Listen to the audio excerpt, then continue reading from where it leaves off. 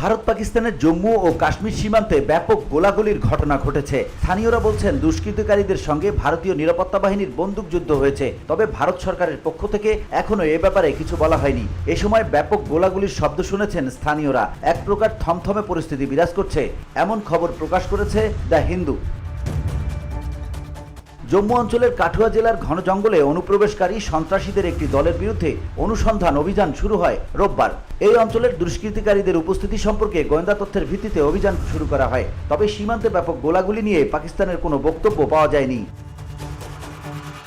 জানা যায়, খবর পেয়ে গোলাগুলির শুরুতে ভারতের স্পেশাল অপারেশনস গ্রুপের একটি পুলিশ দল তল্লাশি অভিযান শুরু করে। তখন সন্ত্রাসীরা তাদের ওপর ব্যাপক গুলি চালায়, যার ফলে আধা ঘন্টারও বেশি সময় ধরে তীব্র বন্দুকযুদ্ধ চলে। অভিযানে সহায়তা করার জন্য দ্রুত অতিরিক্ত বাহিনী পাঠায় ভারত।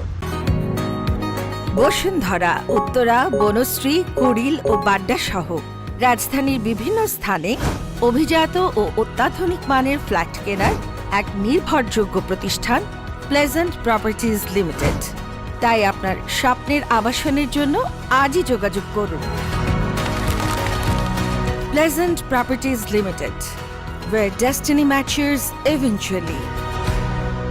ধারণা করা হচ্ছিল সন্ত্রাসীরা গত শনিবার গিরিখাত পথ দিয়ে অথবা নতুন তৈরি সুড়ঙ্গ দিয়ে অনুপ্রবেশ করেছিল। প্রাথমিক গুলিবর্ষণে কোনো হতাহতের খবর পাওয়া যায়নি। সারা রাত ধরে এলাকাটি কঠোর নিরাপত্তা বেষ্টনীর মধ্যে রাখা হয়েছিল বলে কর্মকর্তারা জানিয়েছেন।